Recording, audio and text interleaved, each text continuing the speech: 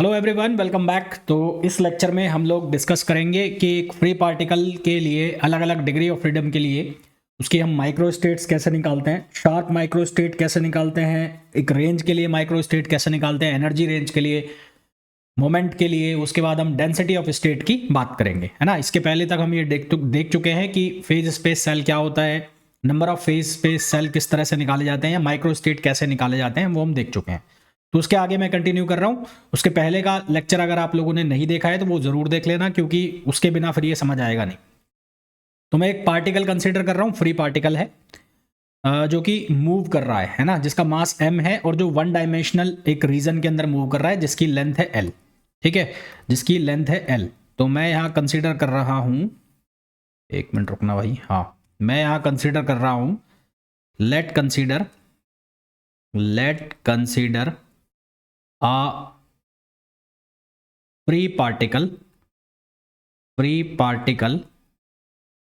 Of mass m। ये completely free नहीं है भाई, कंप्लीटली फ्री हो गया तो फिर इसका आंसर ही नहीं आएगा, जीरो हो जाएगा। Mass free particle of mass m is moving in a one dimensional region of length l, one dimensional region of length l। ठीक है, तो वन डायमेंशनल रीजन है तो इसकी डिग्री ऑफ फ्रीडम कितनी होगी, 1, और इसकी एनर्जी जो है वो हो जाएगी p²/2m। तो फॉर वन डायमेंशनल रीजन इसकी जो DOF है, DOF वो हो जाएगा 1, और क्योंकि p होता है √2me, तो E किसके बराबर हो जाएगा, p²/2m।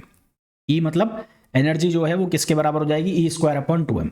अब यदि मैं पोजीशन और मोमेंटम के बीच में ग्राफ प्लॉट करता हूँ, तो अगर पोजीशन और मोमेंटम के बीच में ग्राफ प्लॉट करता हूँ तो कुछ इस तरह का ग्राफ बनेगा। क्योंकि जो फ्री पार्टिकल है कंप्लीटली फ्री पार्टिकल नहीं है, तो फ्री पार्टिकल में हम ये जानते हैं कि जो पोजीशन है, जो मोमेंटम है, वो पोजीशन से इंडिपेंडेंट होता है। तो अगर यहाँ पर लोकेशन है x = 0 और यहाँ पर लोकेशन है x = l, तो अगर मैं यहाँ मोमेंटम ड्रॉ करता हूँ तो ये हो जाएगा p = √2me, ये होगा प्लस में, और ये √2me ये वैल्यू हो जाएगी यहाँ पर माइनस में। तो इस तरह से ये ग्राफ प्लॉट कर रहे हैं। तो यहाँ पर आप देखो ये बन रही है, एक रेक्टेंगल बन रही है। क्या बन रही है, रेक्टेंगल बन रही है, जिसमें इक्वल इंटरवल मैंने बना दिए। ठीक है, तो हमें क्या निकालना होता है, हमें निकालना होता है number of phase space cells, यानी कि माइक्रो स्टेट निकालनी है। तो फंडामेंटल वॉल्यूम इसका कितना हो जाएगा, फंडामेंटल वॉल्यूम यानी कि फेज स्पेस का वॉल्यूम h⁻f होता है, डिग्री ऑफ फ्रीडम कितनी है 1, तो ये कितना हो जाएगा, h हो जाएगा। तो फंडामेंटल वॉल्यूम अगर मैं लिखूंगा, फंडामेंटल वॉल्यूम मतलब फेज स्पेस का वॉल्यूम, तो वो कितना हो जाएगा, वो हम निकालेंगे कैसे, h⁻f, और f की वैल्यू कितनी है 1 है, तो ये कितना हो जाएगा h⁻1, यानी कि h हो जाएगा। ठीक है, हमें निकालना है माइक्रो स्टेट। तो माइक्रो स्टेट क्या होती है, allowed volume of phase space upon fundamental volume. तो अलाउड वॉल्यूम एक तो आप डायग्राम से निकाल सकते हैं, सीधा सीधा जो आपको दिख रहा है, और उसके अलावा आप जो इंटीग्रेशन वाला फॉर्मूला है उससे भी निकाल सकते हैं। तो हमें निकालना है माइक्रो स्टेट, है ना, माइक्रो स्टेट्स। तो माइक्रो स्टेट्स वो किसके बराबर हो जाएगा, volume of, allowed volume of phase space, allowed volume of phase space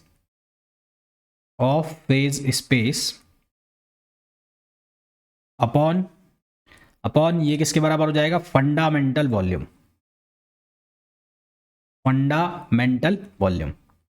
clear.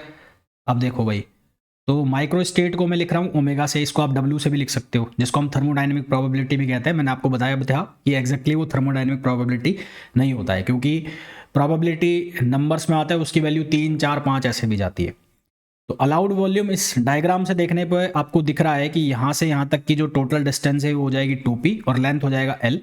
तो ये हो जाएगा कितना, 2pl, और जो फंडामेंटल वॉल्यूम है वो कितना हो गया, h हो गया। इसको हम इंटीग्रेशन का जो फॉर्मूला जो हमने लिखा था उससे भी हम लिख सकते हैं, इंटीग्रेशन वाला जो फॉर्मूला है उससे भी हम इसको लिख सकते हैं। तो उससे अगर आप लिखना चाहो तो कैसे लिख सकते हैं, उससे अगर हम लिखना चाहें तो ओमेगा, यहाँ इंटीग्रेशन होगा 0 से l, और ये हो जाएगा dq, और यहाँ इंटीग्रेशन होगा कहाँ से कहाँ तक, -p से और p तक, और ये इंटीग्रेशन हो जाएगा dp, और ये हो जाएगा h। अब डी क्यू यानी कि पोजीशन के लिए, तो इसका इंटीग्रेशन करोगे तो ये बनेगा एल और ये बन जाएगा कितना 2p और अपॉन एच। तो यहाँ हमारे पास क्या आ गई, ये माइक्रो स्टेट्स आ गई। क्या आ गई, माइक्रो स्टेट्स आ गई 2lp अपॉन एच। ठीक, अब हम इसके लिए अलग अलग कंडीशंस बनाएंगे। अब ये जो फ्री पार्टिकल है, डिग्री ऑफ फ्रीडम 1 की हमने बात की, यहाँ पर हम जो ये निकाल रहे हैं माइक्रो स्टेट, ये माइक्रो स्टेट निकाल रहे हैं for the sharp value of momentum. ये जो माइक्रो स्टेट निकाली है हमने ओमेगा, ओमेगा हमने निकाली है 2lp, ये जो वैल्यू हमने निकाली है 2lp अपॉन एच, ये हमने निकाली है for sharp value of momentum, for sharp value of momentum. ठीक है, शार्प वैल्यू का मतलब है कि एक पर्टिकुलर पॉइंट पर कोई वैल्यू आ रही है। इसी को मैं एनर्जी के फॉर्म में भी लिख सकता हूं। अगर एनर्जी के फॉर्म में लिखना है, micro state sharp value of energy के फॉर्म में लिखना है, तो P को हमें E के फॉर्म में चेंज करना होगा। मेरा कहने का मतलब है कि अगर मैं ये लिखना चाहता हूं number of micro state, number of micro state for sharp value of energy, sharp value of energy, तो ओमेगा कितना हो जाएगा, ये हो जाएगा 2l और P कितना हो जाएगा 2me पावर 1/2 और अपॉन कितना हो जाएगा h। तो ये किसके फॉर्म में आ गया, शार्प वैल्यू ऑफ एनर्जी के फॉर्म में आ गया। अब यदि हमें रेंज के लिए निकालना हो, यानी कि अगर मेरे को P से DP की रेंज में निकालना हो या मेरे को निकालना हो E से DE की रेंज में निकालना हो, तो उसको हम कहते हैं number of micro state for momentum lies between range P to DP। इसी तरह से एनर्जी के लिए हम लिख सकते हैं lies between range E to DE। तो नंबर ऑफ, ये किसके लिए आ गया, ये आ गया किसके लिए, एनर्जी के लिए। नंबर ऑफ माइक्रो स्टेट्स ये किस फॉर्म में, एनर्जी के फॉर्म में, और ये किस फॉर्म में है, ये है मोमेंटम के फॉर्म में। अब number of micro states, number of micro states, micro states for of momentum for range P to DP। अब अगर आपको रेंज के लिए निकालना हो, किसके लिए निकालना हो, रेंज के लिए निकालना हो, तो आपको क्या करना है, जो आपके पास ओमेगा की वैल्यू आई है, अगर आप P की रेंज के लिए निकाल रहे हैं तो उसको P के रेस्पेक्ट में डिफरेंशिएट कर दो। यदि आप E के रेस्पेक्ट में निकाल रहे हैं तो उसको E के रेस्पेक्ट में डिफरेंशिएट कर दो। ठीक है, मेरा कहने का मतलब है कि अगर मेरे को ये वैल्यू निकालनी है तो मैं लिखूंगा ओमेगा प्राइम P, और जो 2lp बनाया उसको मैं P के रेस्पेक्ट में डिफरेंशिएट कर रहा हूं, तो ये बन जाएगा 2l/dp। क्या बन जाएगा, 2l/dp, यानी कि जो वैल्यू हमारे पास आई, मैं इसको पहले फॉर्मूला लिख देता हूँ। मैं क्या करूँगा, इसको डिफरेंशिएट करूँगा ओमेगा को। हमारे पास जो ओमेगा लिखा हुआ है ओमेगा P, उसको P के रेस्पेक्ट में डिफरेंशिएट किया तो ये क्या बनेगा, ये बनेगा 2l/dp बन जाएगा, और upon h as it is आएगा।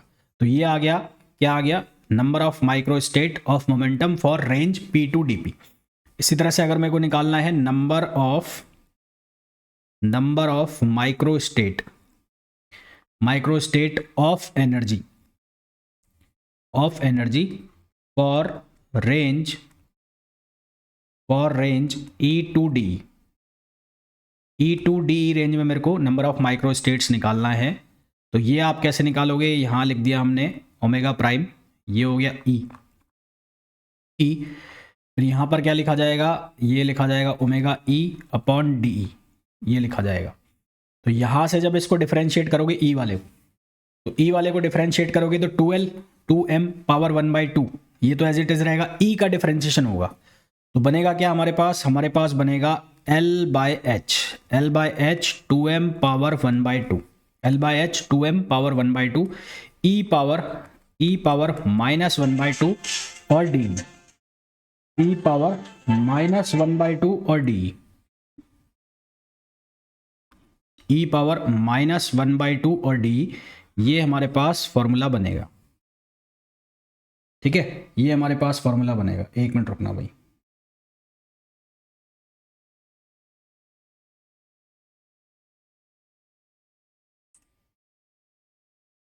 एक मिनट रुको।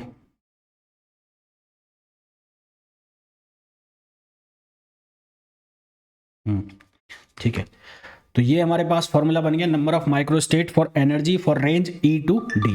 ई टू डी रेंज में हमारे पास ये फॉर्मूला आ गया।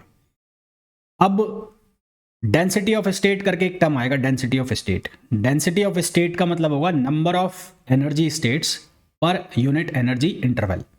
डेंसिटी ऑफ स्टेट्स करके एक हम चीज पढ़ेंगे, density of states. Density of states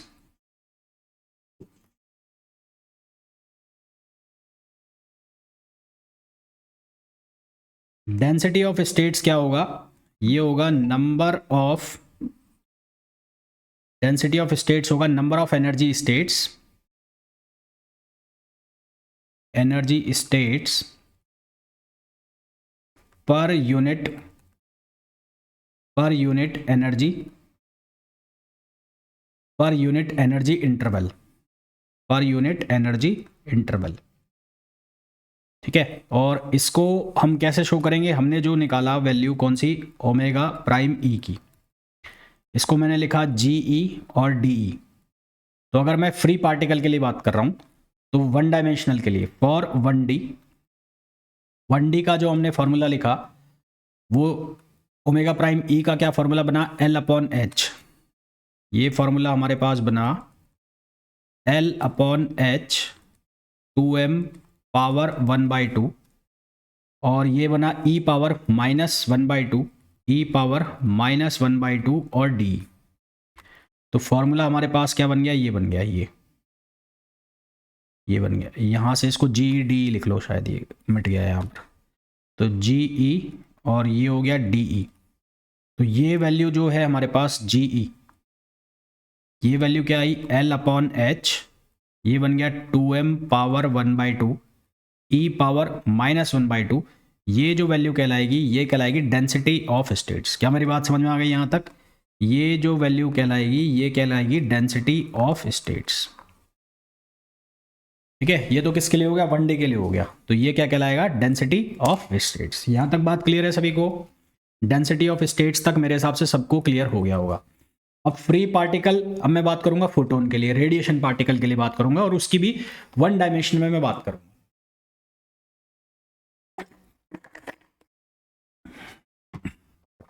अब मैं बात करूंगा किसके लिए, फ्री पार्टिकल के लिए करूंगा, पर अब मैं रेडिएशन पार्टिकल यानी कि फोटोन के लिए बात करूंगा।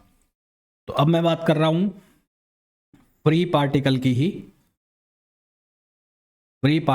ही, और अब मैं किसके लिए कर रहा हूं, रेडिएशन पार्टिकल, और किसके लिए बात कर रहा हूं मैं, फोटोन। अब फोटोन के लिए जब बात करोगे तो यहां पर थोड़ा सा सीन चेंज होगा। क्या चेंज होगा कि फोटोन के लिए जब हम बात करें तो E बराबर होता है PC, एनर्जी इक्वल्स टू होता है momentum into speed of light, या इसको आप ऐसा बोल लो P equals to E upon C। तो अब इसके लिए हमें वो सारे टर्म्स निकालने हैं जो हमने free particle, non radiating particle के लिए किए थे। तो जो माइक्रो स्टेट्स निकाली थी हमने मोमेंटम के लिए, उसका फॉर्मूला तो सेम रहेगा, है ना। तो micro state, sharp value of micro state यानी कि ओमेगा पी की अगर मैं वैल्यू निकालता हूं तो वो तो सेम आएगी, कितनी आएगी, 2Lp अपॉन कितना आया था h। तो यहाँ पर भी वही वैल्यू आएगी।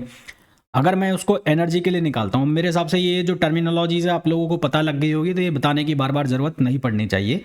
तो ओमेगा ई की जब मैं वैल्यू निकालूंगा तो यहाँ p की जगह क्या आ जाएगा, यहाँ पर आ जाएगा 2L/E/c। तो यहाँ हो जाएगा E अपॉन HC, है ना। ये चेंज आएंगे, इनको ध्यान रखना आप। तो एनर्जी की जो वैल्यू आएंगी उनके अंदर चेंज आएंगे। अब इसी तरह से आपको रेंज में निकालना है, रेंज में। तो ओमेगा प्राइम p, इसमें क्या लिखा जाएगा, इसमें लिखा जाएगा 2LdP अपॉन h, इसमें कोई चेंज नहीं आएगा। पर जब आप वैल्यू निकालोगे ओमेगा प्राइम ई की वैल्यू निकालोगे तो ये लिखा जाएगा 2LH अपॉन C, और ये हो जाएगा DE। अब क्योंकि हमने ये पढ़ा है omega prime E equals to GE DE होता है, तो ये क्या होता है, डेंसिटी ऑफ स्टेट्स। तो डेंसिटी ऑफ स्टेट्स यहाँ पर क्या बन जाएगी, ये बन जाएगी 2L अपॉन HC। ये क्या कहलाएगी, ये कहलाएगी डेंसिटी ऑफ स्टेट्स। तो ये किसके लिए हो गया ये हो गया हमारे पास किसके लिए, free particle 1 degree of freedom के लिए। अब हम बात करेंगे किसके लिए, 2 डिग्री ऑफ फ्रीडम के लिए। ठीक है, तो 2 डिग्री ऑफ फ्रीडम के लिए सबसे पहले हम बात करेंगे नॉन रेडिएटिंग पार्टिकल की, फिर वापस से फोटोन की बात करेंगे। तो for 2 degree of freedom, for 2 DOF, तो 2 DOF के लिए बात करेंगे तो एक साइड लिख लेता हूं मैं non radiating particle, non radiating, और एक साइड लिख लेता हूं मैं फोटोन। यहां पर जो वॉल्यूम बनेगा, फंडामेंटल वॉल्यूम यहां पर जो बनेगा, फंडामेंटल वॉल्यूम, तो यहां पर फंडामेंटल वॉल्यूम बनेगा h²। क्यों, h पावर f होता है तो डिग्री ऑफ फ्रीडम कितनी हो जाएगी 2, तो यहां पर फंडामेंटल वॉल्यूम बन जाएगा h²। अच्छा, तो यहां पर E की जो वैल्यू है वो क्या लिखी गई, E की वैल्यू p²/2m, और यहां पर E की वैल्यू क्या बन जाएगी pc, यानी कि p =E/c।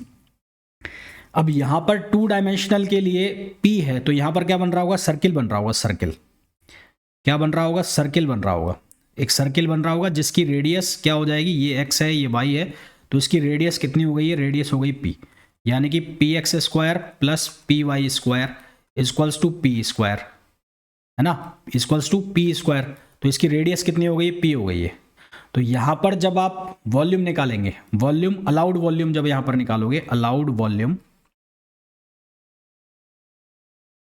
वॉल्यूम जब आप यहां निकालोगे तो कैसे लिखोगे, यहां लिखोगे d2q और यहां लिखोगे d2p। तो d2p में ये क्या बन गया, एक सर्किल बन गया, सर्किल।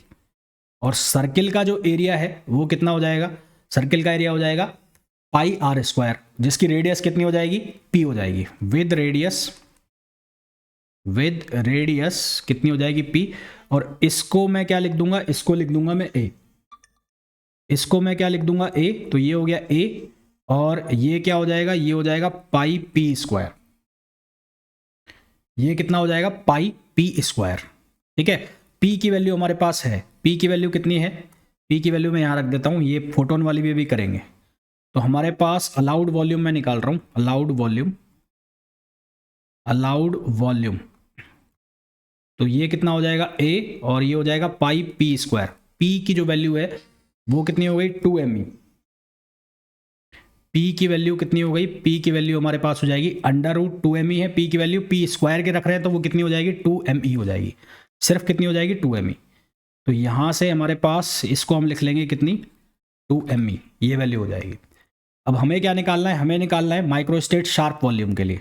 तो माइक्रोस्टेट हम निकालेंगे शार्प वॉल्यूम के लिए, तो शार्प वॉल्यूम के लिए कितना बनेगा, सबसे पहले यहां पर हमने लिखा a × p² या πa × p², तो ये कितना बन गया πa × p², और जो हमारे पास फंडामेंटल वॉल्यूम है वो कितना हो गया h²।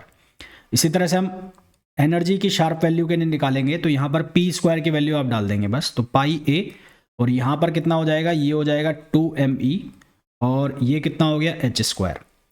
फिर अब रेंज के लिए निकालेंगे, तो रेंज के लिए कैसे निकालेंगे, डिफरेंशिएट करना होता है, डिफरेंशिएट कर देंगे किसके रेस्पेक्ट में, p के में, तो यहाँ आ जाएगा 2πap और dp, 2πap dp और अपॉन h²।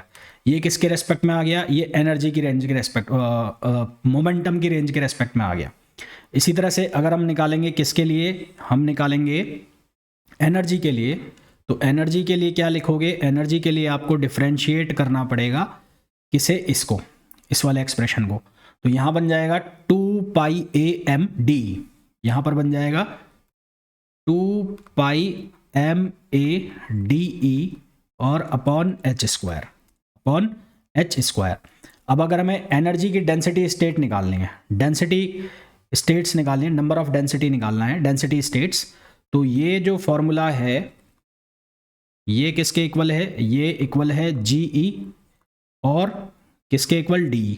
तो यहाँ से G', यानी कि डेंसिटी स्टेट्स वो कितनी हो गई 2πma/h², 2πma/h²। बहुत सिंपल सी गणित लग रही है, कोई ज़्यादा इसमें बहुत लंबा चौड़ा काम हो नहीं रहा है, मैथमेटिक्स से बेसिक आपको वो समझना है।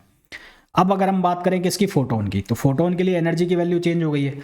मैंने कहा कि जो माइक्रोस्टेट्स जो मोमेंटम के लिए उसके अंदर कोई चेंज नहीं होगा, तो यहाँ पर जो वैल्यू ये आई है, ये वैल्यू क्या आई है हमारे पास πap²/h², तो ये सेम वैल्यू लिखी जाएगी πap²/h², सेम वैल्यू लिखी जाएगी। ठीक है, अब अगर मैं इसको किसके लिए लिखूंगा, एनर्जी के लिए लिखूंगा, तो एनर्जी की वैल्यू के लिए क्या चेंज करना पड़ेगा, p की वैल्यू को चेंज करना पड़ेगा, तो यहाँ बनेगा E²/c², तो ये बन जाएगा πa ई square upon H square C square, ये बन गया।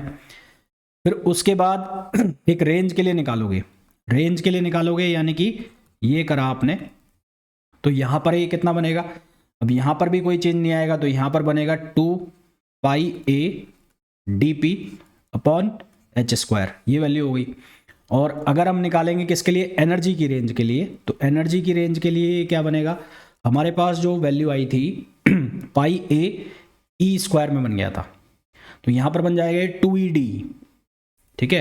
तो ये क्या बनेगा 2 pi A E D E upon H square C square, ये वैल्यू बन गई, upon H square C square, ये वैल्यू बन गई। तो नंबर ऑफ डेंसिटी स्टेट्स यानी कि जीई की वैल्यू अगर हमें निकालनी है तो जीई की वैल्यू कितनी हो जाएगी 2 pi A E upon H square और सी स्क्वायर।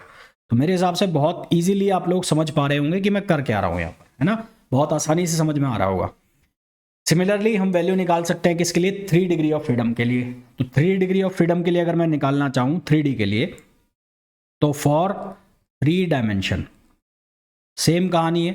3 डायमेंशन के लिए, 3 डायमेंशन के लिए फंडामेंटल वॉल्यूम जब मैं बनाऊंगा, फंडामेंटल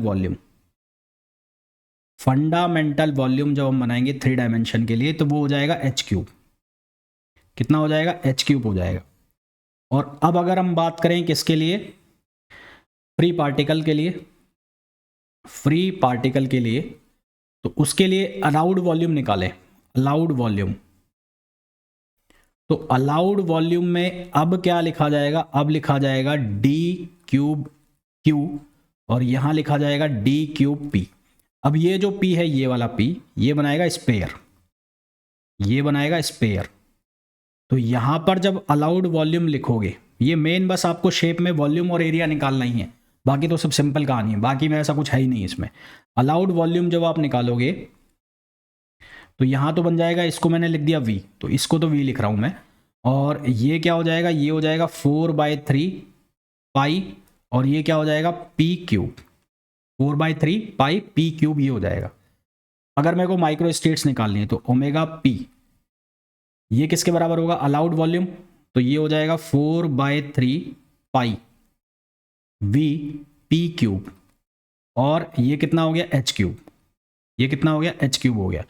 तो ये हमारे पास किसका फॉर्मूला बन जाएगा, ये हमारे पास फॉर्मूला बन जाएगा ओमेगा P, यानी कि शार्प वैल्यू ऑफ माइक्रोस्टेट्स का फॉर्मूला बन जाएगा, शार्प वैल्यू का। और अगर मैं किसके लिए लिखता हूँ, फोटोन के लिए लिखता हूँ, तो फोटोन के लिए क्या लिखा जाएगा, फोटोन के लिए अगर मैं लिखता हूँ तो फोटोन के केस में हमारे पास क्या चेंजेस आएंगे, E बराबर कितना होगा PC, तो ओमेगा P का फॉर्मूला तो सेम बनेगा, इसमें तो कोई चेंज है नहीं, वो तो हम पहले भी देख चुके हैं। तो ये तो वही बनेगा 4/3 पाई V P³ अपॉन ये कितना हो जाएगा h³। तो यहाँ तो कोई चेंज है ही नहीं, ये तो सेम है, और यहाँ पर भी कोई चेंज है नहीं, ये तो सेम बन रहे हैं। यहाँ पर यहाँ क्या वैल्यू बन रही है, सेम वैल्यू बन रही है, तो यहाँ कोई चेंज है नहीं, there is no change in this case. अब उसके बाद एनर्जी की निकालनी है, एनर्जी की निकालनी है, तो एनर्जी के लिए क्या करना है, यहाँ पर हमें वैल्यू रखनी पड़ेगी एनर्जी की। तो एनर्जी की वैल्यू क्या रखेंगे, P²/2m, है ना, और मोमेंटम की वैल्यू क्या रखेंगे, √2m। तो यहाँ पर क्या चेंज होगा, यहाँ पर बनेगा 4/3, इस वैल्यू में चेंज करना है ना, 4/3 पाई V P³, पाई V P³ में क्या रख दोगे 2me, तो ये हो जाएगा 2me, और पावर हो गया 3/2 अपॉन हो गया ये h³। और अगर मेरे को यहाँ निकालना है शार्प वैल्यू में, तो ये क्या लिखा जाएगा 4/3 पाई V P की जगह क्या रखोगे EC, है ना भाई, P की जगह क्या रिप्लेस करोगे E/C, तो ये हो जाएगा E³, ये किसके बराबर बन जाएगा, ये बन जाएगा E³ और अपॉन C³, तो ये हो जाएगा h³ और C³, h³ C³। एक रेंज में निकालना है, तो रेंज में निकालना है तो एक बार ओमेगा प्राइम P, तो यहाँ पर क्या बनेगा 4/3 पाई V। अब P³ तो P³ का क्या बनेगा, ये बन जाएगा 3P² dP और अपॉन h³, तो यहाँ क्या बन जाएगा 3 से 3 कैंसिल आउट हो जाएगा, तो ये बन जाएगा 4 पाई V, ये हो जाएगा P² dP अपॉन h³, और ये हो गया ओमेगा प्राइम P। सिमिलरली अगर हमें यहाँ पर निकालना है तो यहाँ पर नो चेंज आता है ना, पहले हम बात कर चुके हैं। तो omega prime P same value लिखी जाएगी, क्या लिखी जाएगी, 4 pi V P square D P upon H cube. सिर्फ और सिर्फ चेंज अगर आता है तो किसकी वैल्यू में आता है, एनर्जी की वैल्यू में चेंज आता है। तो ओमेगा प्राइम ई निकालना है, ई, तो ई के लिए इसको डिफरेंशिएट करना पड़ेगा, तो 4/3, ठीक, pi V as it is 2m power 3/2, इसको अलग कर लिया। e पावर 3/2 का डिफरेंशिएशन करना है, तो ये क्या लिखा जाएगा, 3/2, यहाँ एच क्यूब मैं इसके साथ लिख रहा हूँ 3/2, और e पावर 3/2 -1, e पावर 3/2 -1, 3/2 -1 क्या बनेगा, ये बन जाएगा e पावर 1/2, ठीक है, ये क्या बन जाएगा, e पावर 1/2, और क्या आ जाएगा, डी भी आ जाएगा, डी। तो यहाँ 3 से 3 कैंसिल आउट हो गया, 2 2 जा 4, तो यहाँ से हमारे पास ये वैल्यू बनी omega prime E equals to, ये कितना बना, 2 pi V 2m power 3/2, 2 pi V power 2m power 3/2 e power half D E upon H cube. इसी तरह से अगर मैं फोटोन के लिए वैल्यू बनाना चाहूँ तो फोटोन के लिए भी आपको करना तो क्या है, डिफरेंशिएट करना है। तो फोटोन के लिए जो वैल्यू बनेगी, अब मैं सीधा लिख रहा हूँ, वैल्यू बनेगी 4 pi V E square D. Photon के लिए वैल्यू बनेगी 4 pi V E square D upon H cube और C cube, upon H cube C cube.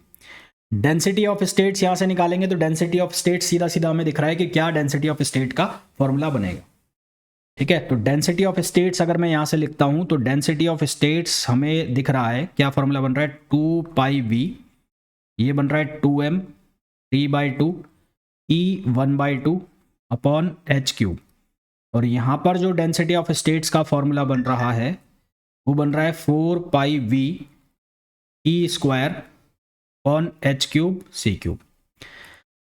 पर जब हम कहाँ पर पढ़ते हैं, सॉलिड स्टेट्स के अंदर पढ़ते हैं, फ्री इलेक्ट्रॉन थ्योरी वगैरह जो हम पढ़ते हैं, वहाँ पर जो हम डेंसिटी ऑफ स्टेट्स निकालते हैं इलेक्ट्रॉन की, तो वो मल्टीप्लाई बाय 2 और हो जाती है ना, वहाँ पर 4 आता है। जैसे ये 2 आया है, अभी हमारे पास 2 आया है फ्री इलेक्ट्रॉन के केस में, तो वो आती है 4। इसी तरह से इसके फोटोन के केस में वो आती है 8, यहाँ पर हमने लिखा है 4।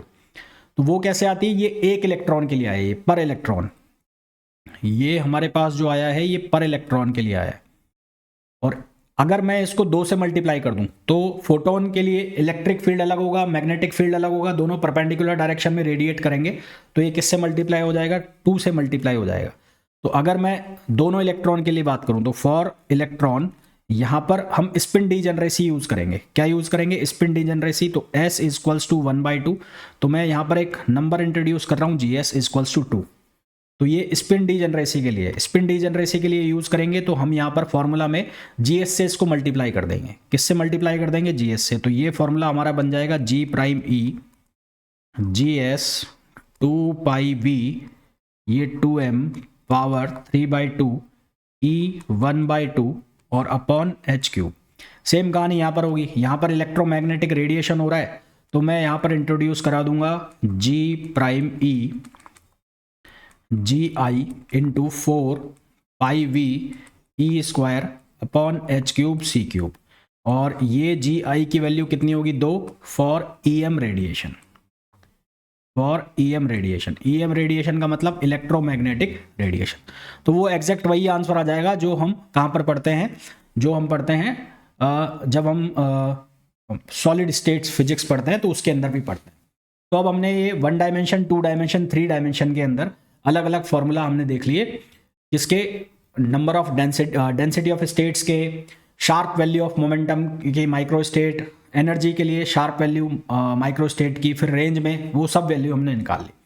अब यदि मेरे को इस फॉर्मूला को जनरलाइज करना हो, ठीक है, तो जनरलाइज हम कैसे कर सकते हैं, जनरलाइज में हम इसका रिलेशन बनाना चाहें तो जनरलाइज रिलेशन जनरलाइज्ड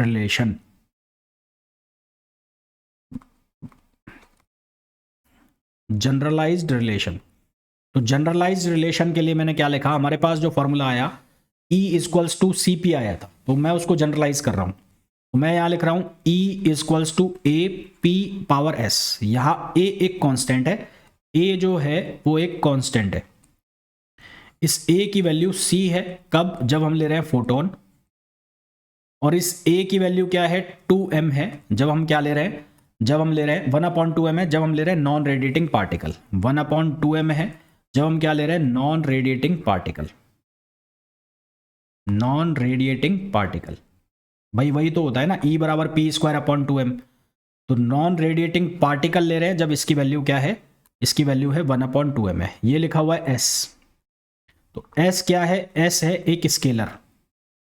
स्केलर यदि s की वैल्यू 1 है तो हम बात कर रहे हैं किसकी? फोटोन की। और यदि s की वैल्यू 2 है तो हम बात कर रहे हैं किसकी? नॉन रेडिएटिंग पार्टिकल की। हम बात कर रहे हैं किसकी? Non radiating particle. यदि s की वैल्यू 2 है तो हम बात कर रहे हैं नॉन रेडिएटिंग पार्टिकल की। ठीक है। डिग्री ऑफ फ्रीडम हम ले रहे हैं d से। डिग्री ऑफ फ्रीडम को हम लिख रहे हैं d से। डिग्री ऑफ फ्रीडम जो है उसको हम लिख रहे हैं d से। तो allowed volume of phase space, allowed volume of phase space. तो allowed volume of phase space क्या बनेगा? ये बनेगा डी डी, है ना, डी डी क्यू। और ये क्या बन जाएगा? D D P. ये क्या बन जाएगा? D D P. Degree of freedom को हम डी से लिख रहे हैं तो एफ की जगह मैंने क्या लिख दिया? डी लिख दिया। तो डी डी क्यू और डी डी पी। तो डी डी क्यू जो है, डी डी क्यू, इसको यहां से जो वॉल्यूम बनेगा उसको लिख रहा हूं मैं वी डी से। और यहां से जो वॉल्यूम बनेगा यहां से, वो वॉल्यूम बन जाएगा किसका? शेप का। वॉल्यूम स्पेयर का बन जाएगा, या वॉल्यूम ऑफ मोमेंटम स्पेस। तो ये क्या हो जाएगा? Volume of momentum space. Volume of momentum space. अब मेरे को ये फॉर्मूला जनरलाइज करना है।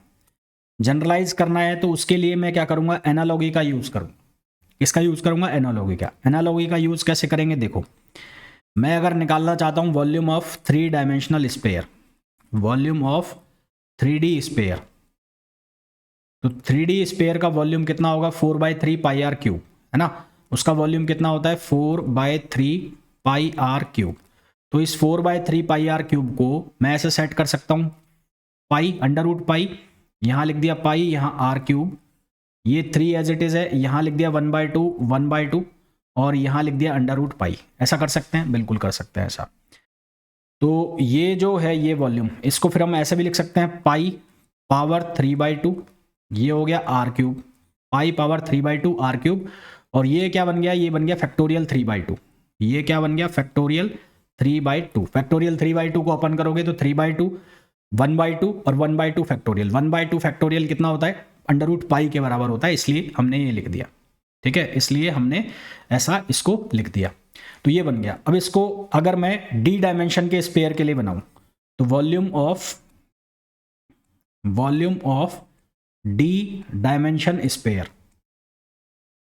तो मैं क्या चेंज कर रहा हूं यहां पर अगर 3 की जगह कितना लिख दूं? डी लिख दूं। आर की जगह कितना लिख दूं? डी लिख दूं। तो मेरा काम हो जाएगा। अगर 3 की जगह डी लिख दूं, आर, और जो आर पावर क्यूब में जो क्यूब है उसकी जगह डी लिख दूं, तो हमारे पास वॉल्यूम आ जाएगा।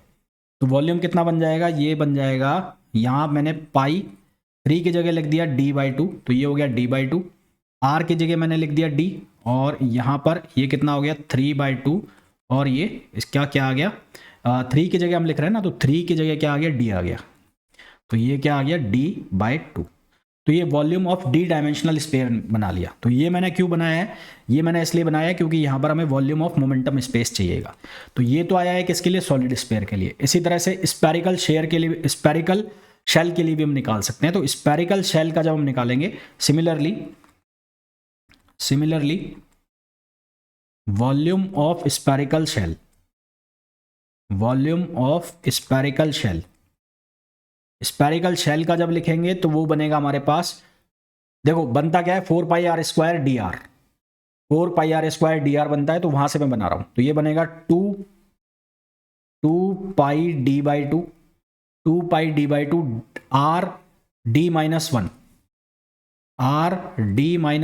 dr अपॉन फैक्टोरियल d/2 - 1 का factorial.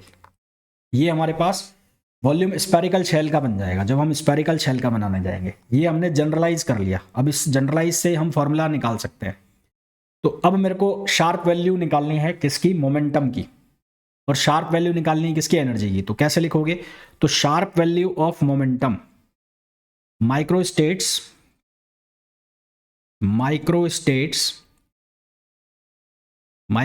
For sharp value of momentum, microstate for sharp value of momentum, sharp value of momentum. तो ये लिखा जाएगा ओमेगा पी।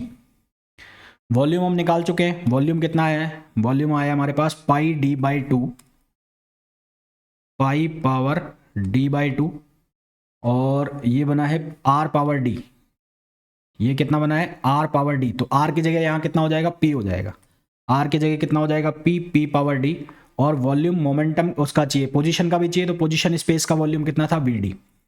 फिर हम क्या निकालते हैं, डी बाई टू का फैक्टोरियल हो जाएगा और एच पावर डी हो जाएगा। तो यहाँ क्या हो जाएगा, डी बाई टू का फैक्टोरियल और एच पावर डी। तो ये हमारे पास क्या आ गया, microstates for sharp volume of momentum, microstates for sharp value of momentum. Similarly हम एनर्जी के लिए भी निकाल सकते हैं। तो सिमिलरली फॉर एनर्जी के लिए हम निकालें, एनर्जी के लिए, तो एनर्जी के लिए क्या चेंज होगा, ये as it is V D by D by two. अब एनर्जी के लिए क्या लिखोगे, आपने लिखा हुआ है P इक्वल्स टू, आपने लिखा हुआ है A E equals to P A P power S. तो P की जो वैल्यू है P, वो कितना हो जाएगा, वो हो जाएगा E अपॉन ए और पावर 1 अपॉन एस। तो ये कितना हो जाएगा, ये हो जाएगा E अपॉन ए पावर 1 अपॉन एस, यानी कि D बाई एस। और ये कितना हो गया, D बाई टू फैक्टोरियल और H power D, D by two factorial H power D। यहाँ से हमारे पास ये फॉर्मूला बन गया है ना। अब यहाँ पर अगर हम डी जनरेसी का यूज़ कर लेते हैं, डी जनरेसी फॉर एनर्जी, तो हम इस यहाँ पर इंट्रोड्यूस करा देंगे किसको, GI को। किसको इंट्रोड्यूस करा देंगे, GI को। तो there is a degeneracy, there is a degeneracy for energy, energy. तो हम यहां पर इंट्रोड्यूस कर रहे हैं एनर्जी के साथ डी जनरेसी को, तो हम यहां पर लिख देंगे GI। तो ये बन जाएगा GI V D pi power D by two E upon A D power S, इससे बन जाएगा। तो ये फॉर्मूला हमारे पास बनेगा omega E equals to GI V D pi power D by two, यहाँ हो जाएगा E upon A D by S, और फिर ये बनेगा यहाँ से D by two factorial H power D, D by two factorial H power D। मेरे को निकालना है डेंसिटी ऑफ स्टेट, तो उसके लिए इसको क्या करना पड़ेगा, डिफरेंशिएट करना पड़ेगा। तो इसको डिफरेंशिएट करोगे तो ये GI एज इट इज रहेगा, ये VD एज इट इज रहेगा, pi D by two as it is. यहाँ पर क्या बनेगा, ये D बाई एस, और ये क्या बन जाएगा, E by A D by S power -1, D by A S, नहीं एक मिनट, ए को बाहर निकाल दो आप, है ना, ए को बाहर निकाल दो यहाँ से।